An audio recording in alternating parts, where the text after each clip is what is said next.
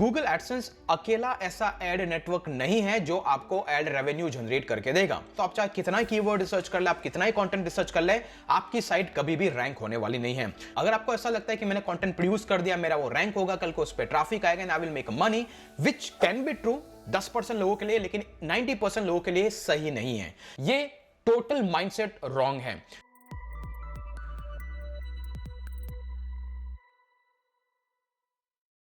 आपने आपकी वेबसाइट के लिए प्रॉपर कीवर्ड रिसर्च किया, यहां तक कि नीश के लिए भी आपने बहुत मेहनत की है, लेकिन आपकी वेबसाइट पे ट्रैफिक आ रहा है 0। आपको लगता है कि आपने प्रॉपर कंटेंट रिसर्च करने के बाद में कंटेंट को पब्लिश किया है, लेकिन आपकी साइट पे इवन आफ्टर 6 मंथ और पब्लिशिंग 100+ ब्लॉग पोस्ट आपकी साइट पे आप आ रहा है ट्रैफिक 0। अगर ऐसी कंडीशन आपकी है ब्लॉगिंग के करियर के अंदर, तो आप कुछ ऐसी बेसिक मिस्टेक्स कर रहे हैं जो एक बिगिनर को नहीं करनी चाहिए। और आज इस वीडियो के अंदर मैं ऐसी 7 मिस्टेक्स आपको यहां पे डिटेल में डिस्कस करूंगा। कौन सी वो प्रॉब्लम्स है जो आप कर रहे हैं जिसकी वजह से आप ब्लॉगिंग में सक्सीड नहीं हो पा रहे हैं।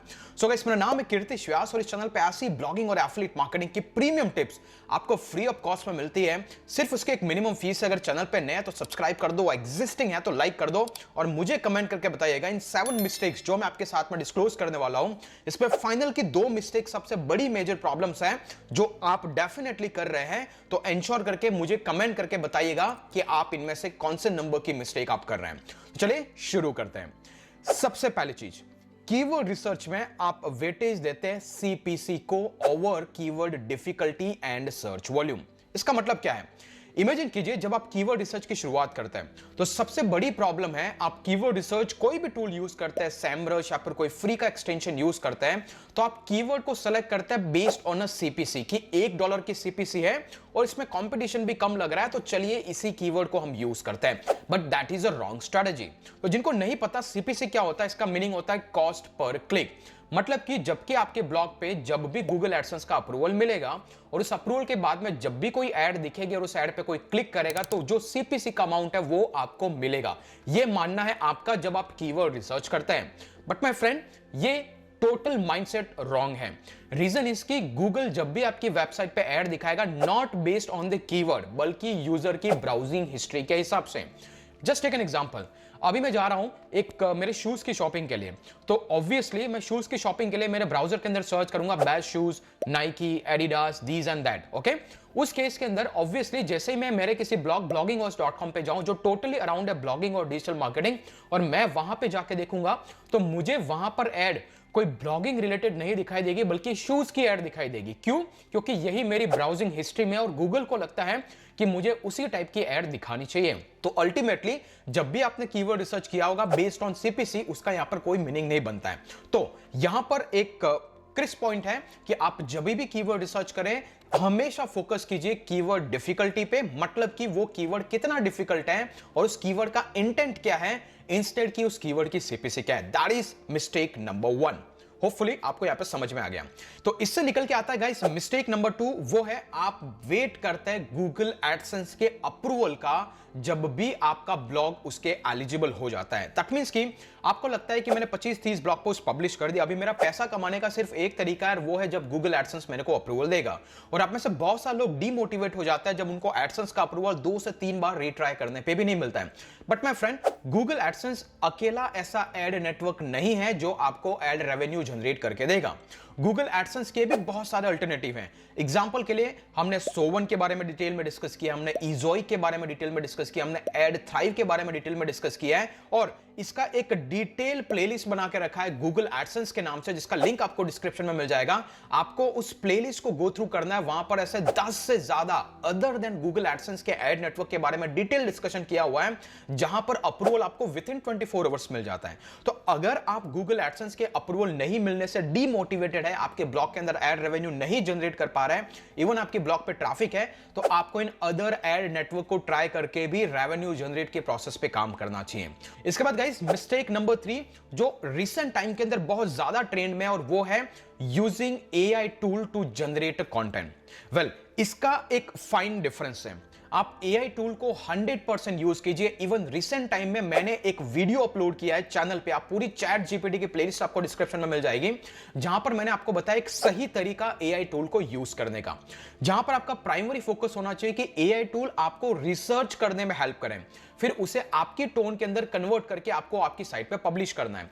एग्जांपल के लिए ये जो रिसेंट में ब्लॉग पोस्ट लिखा गया था, future of blogging after chat GPT, इस कंटेंट को पब्लिश करने के विद इन 24 आवर्स ये इंडेक्स भी हो जाता है और विद इन अ वीक ये गूगल के अंदर उस स्पेसिफिक कीवर्ड के लिए फर्स्ट नंबर के पेज पर रैंक करने भी लगता है। तो यहां पर कोई डाउट नहीं, आप एआई टूल का यूज कर सकते हैं, बिकॉज अल्टीमेटली गूगल का गोल है एक वैल्यूएबल इंफॉर्मेशनल कंटेंट यूजर तक पहुंचाना।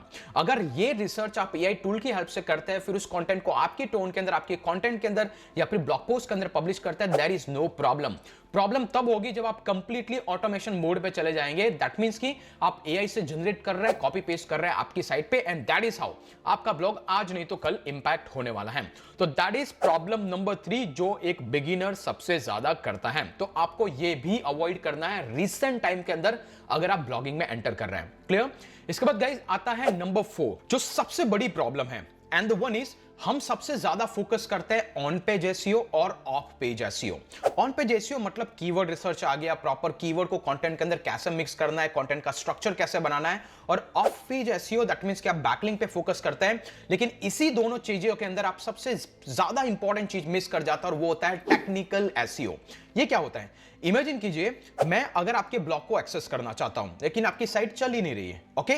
लाइकवाइज गूगल एक बॉट है, वो बॉट आपकी साइट को एक्सेस करना चाहता है, ना ही आपकी साइट पे साइट मैप है, और आपने आपकी साइट को robots.txt के थ्रू वहां पर बैन करके रखा है। आपने वहां पर आपके सारे ब्लॉग पोस्ट पे नो इंडेक्स का टैग लगा रखा है, मतलब आप गूगल को बोल रहे हैं कि भाई मेरी साइट को इंडेक्स ही मत कर। आपका डोमेन प्रॉपर्ली HTTPS से पे राउट नहीं हो रहा है, दैट मींस की साइट आपकी सिक्योर नहीं है। अगर ये सारी प्रॉब्लम है तो आप चाहे कितना कीवर्ड रिसर्च कर ले, आप कितना ही कंटेंट रिसर्च कर ले, आपकी साइट कभी भी रैंक होने वाली नहीं है। एंड डोंट वरी, ऐसी 10 से ज्यादा टेक्निकल एसईओ की मिस्टेक जो आप कर रहे हैं उसके बारे में भी डिटेल में वीडियो में डिस्क्रिप्शन में दे दूंगा। इस वीडियो का सिर्फ एक मकसद है और वो है आप तक सारी प्रॉब्लम को हाईलाइट करना, और हर प्रॉब्लम का एक डेडिकेटेड सॉल्यूशन मैंने ऑलरेडी बना रखा है, उसके सारे वीडियोस के लिंक भी डिस्क्रिप्शन में है। तो एंश्योर करना है आपकी साइट पे कोई भी किसी भी टाइप से टेक्निकल एसईओ का प्रॉब्लम ना हो, क्योंकि ये जब फिक्स होगा तभी आपकी साइट पे ऑन पेज और ऑफ पेज आपने जो कुछ भी किया है वो आपके लिए हेल्पफुल होने वाला है। तो मेक श्योर करें आप कोई भी टेक्निकल एसईओ की मिस्टेक्स आपकी साइट पे ना करें। इसके बाद गाइस निकल के आता है नंबर 5th पॉइंट, और वो होता है एक बिगिनर कंफ्यूज होता है ब्लॉगर वर्सेस वर्डप्रेस कि मुझे एग्जैक्टली किस में ब्लॉग बनाना चाहिए। और मोस्टली वो लोग जिन्होंने अभी रिसेंटली ब्लॉगर से वर्डप्रेस पे माइग्रेट किया, उनको ऐसा लगता है कि ब्लॉगर पे मेरी साइट पे ज्यादा ट्रैफिक आता था, वर्डप्रेस पे कम हो गया। तो just to clarify here, blogger का अगर एनालिटिक्स आप प्रेफर करेंगे तो वहां पर आपके क्राउलर मतलब गूगल का बॉट भी आपकी साइट को विजिट कर रहा है, वो उसको एज अ ट्रैफिक काउंट करता है, which is not a true traffic. तो ट्रैफिक के स्टेट्स को आपको एग्जैक्टली मैच करना है, तो गूगल एनालिटिक्स जैसे टूल से ही आप उसको मैपिंग करें। अभी बात आती है ब्लॉगर में ब्लॉग चालू करना और वर्डप्रेस में चालू करने के लिए आपको कंफ्यूजन कैसे एलिमिनेट करना है। वेल, मेरा पर्सनल रिकमेंडेशन रहता है आप वर्डप्रेस से चालू किए। इसका मेजर एडवांटेज है, सबसे पहले आपके पास कंट्रोल रहता है आपके ब्लॉग का। नंबर 2, आप इस पे बहुत सारे प्लगइन्स को यूज करके चीजें मिनिमाइज और ऑटोमेट कर सकते हैं, जैसे कि एक एड को मैन्युअली लगाने की जरूरत नहीं है, जैसे कि एक प्लगइन से आपके कंटेंट को डायरेक्टली बहुत सारे सोशल मीडिया प्लेटफॉर्म पे आप स्प्रेड आउट कर सकते हैं, जैसे कि रैंक मैथ और योस्ट एसईओ जैसे प्लगइन्स को आप इंस्टॉल करके प्रॉपर आपकी साइट का एसईओ कर सकते हैं, एटलीस्ट वैलिडेशन कर सकते हैं। नंबर 4, जैसे आप लिंक विस्पर जैसे टूल्स को यूज करके आपकी वेबसाइट की इंटरनल लिंक और एक्सटर्नल लिंक को मैनेज कर सकते हैं। तो ये सारे एडवांटेज आपको वर्डप्रेस में मिलने वाले हैं। लेकिन अगर आप लिटिल बिट अमाउंट अफोर्ड नहीं कर पाते तो आप ब्लॉगर से भी शुरुआत कर सकते हैं। वहां पर लिटिल बिट अमाउंट जनरेट करने के बाद मेरा रिकमेंडेशन आप स्ट्रेट फॉरवर्ड वर्डप्रेस पे चले जाइए, ये आपको सबसे ज्यादा हेल्प करने वाला है अगर आप फ्यूचर में ब्लॉगिंग में ग्रो करना चाहते हो। तो यहां पर बहुत सारे बिगिनर स्टक हो जाता है, एंड एंश्योर कि जहां तक हो सके 90% ऑफ वर्डप्रेस के साथ में ब्लॉग बनाएं, और कैसे सेटअप करना उसका डिटेल वीडियो भी आपको डिस्क्रिप्शन में मिलेगा। ओके गाइस, इससे निकल के आता है नंबर 6, और वो है आप सिर्फ और सिर्फ रिलाय करते हैं आपके ब्लॉग पे कि वो आपको पैसा जनरेट करके देगा।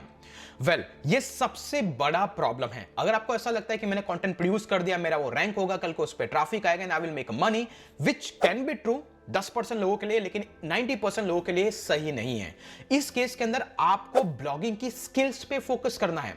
एग्जांपल के लिए एक ब्लॉग बनाते टाइम आप कीवर्ड रिसर्च के बारे में सीखते हैं, आप नीश रिसर्च के बारे में सीखते हैं, आप वेबसाइट डेवलपमेंट के बारे में सीखते हैं, आप ब्लॉग को मोनेटाइज करने के टेक्निक के बारे में सीखते हैं, आप एफिलिएट मार्केटिंग के बारे में सीखते हैं। तो आपको ये सारी स्किल्स को कंबाइन करना है एंड देन आफ्टर इनको सेल आउट करना है ऑन अ फ्रीलांसिंग प्लेटफॉर्म, ताकि आपको कहीं ना कहीं तरीके से कोई इनकम जनरेट होना चालू हो जाए। तो अगर आप सिर्फ रिलायड है एक ब्लॉग पे कि आपका ब्लॉग आपको पैसा बना के देगा, which will work over the time, क्योंकि ब्लॉग एक क्विक रिच स्कीम नहीं है, उसके लिए आपको 6 महीने से 1 साल का टाइम देना चाहिए अगर आप प्रॉपर टारगेटेड कंटेंट बनाना चाहते हैं। क्लियर? तो आपको सिर्फ और सिर्फ ब्लॉग पे रिलाई नहीं होकर के दूसरे अदर एरियाज पे भी एक्सप्लोर करना है। जैसे कि एग्जांपल के लिए ये सारी चीजें हमने डिटेल में एक्सप्लेन की है हमारे कोर्सेज सुप्रीम कैंपस के अंदर, जहां पर अगर आप ब्लॉगिंग सुप्रीम लॉन्चपैड के इस पूरे मॉड्यूल को देखेंगे, आप देख सकते हैं कीवर्ड रिसर्च को लेकर के बहुत सारे मॉड्यूल्स हैं, जहां पे आपको यह समझ में आएगा कि इतने सारे तरीके जहां से आप कीवर्ड रिसर्च कर सकते हैं। Similarly for niche research, similarly for blog monetisation. तो अगर आप ये सारी टेक्निक सीख जाते हैं, आपके लिए अदर फ्रीलांसिंग अपॉर्चुनिटीज ओपन हो जाती है, जहां से आप पैसा बना सकते हैं। तो अगर आप चाहें तो डेफिनेटली ब्लॉगिंग सुप्रीम लॉन्चपैड के कोर्सेज में एनरोल कर सकते हैं, जिसका लिंक डिस्क्रिप्शन में और एक स्पेशल प्रोमो कोड में डिस्क्रिप्शन में देने वाला हूं, जहां से आपको शॉर्ट टाइम के लिए एक स्पेशल बोनस या फिर मैं यूं कहूं कि स्पेशल डिस्काउंट मिलने वाला है सभी मेंबर्स के लिए। तो मेक श्योर आप जरूर ज्वाइन कीजिएगा अगर आप सही में other than blogging other areas में भी पैसा बनाना चाहते हैं। इसके बाद गाइस जो नेक्स्ट सबसे last but very most important part is कि आप ब्लॉगिंग में गूगल पे कभी रिलाई ना रहे कि गूगल से आपको ऑर्गेनिक ट्रैफिक आएगा और उससे आप पैसा बनाएंगे, which is a myth. Google तभी आपको हेल्प करेगा जब आपका कंटेंट जबरदस्त होगा, उसको प्रॉपर टॉप 10 के अंदर पोजीशन मिलेगा।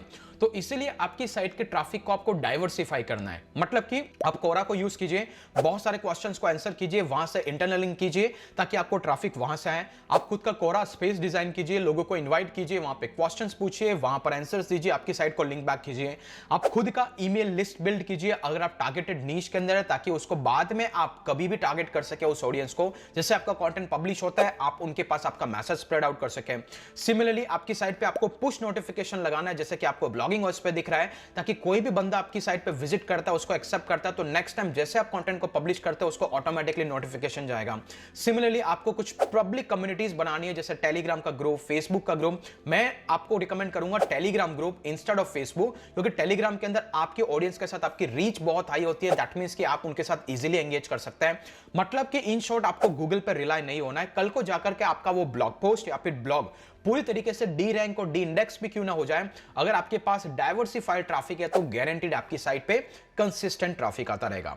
तो होपफुली गाइस आपको ये सारा पॉइंटर्स दिमाग के अंदर बैठ गए हैं कि क्या प्रॉब्लम्स आप कर रहे हैं या फिर इसको कैसे इसको एलिमिनेट करना है। और एज अ बिगिनर अगर आप इन 7 चेक पॉइंट्स पे अच्छे से काम करेंगे, जिनके रेस्पेक्टिव वीडियोस आपको नीचे डिस्क्रिप्शन में मिल जाएंगे, तो I can pretty much guarantee कि आपको कुछ हद तक सक्सेस डेफिनेटली मिलेंगी ब्लॉगिंग एज अ करियर के अंदर।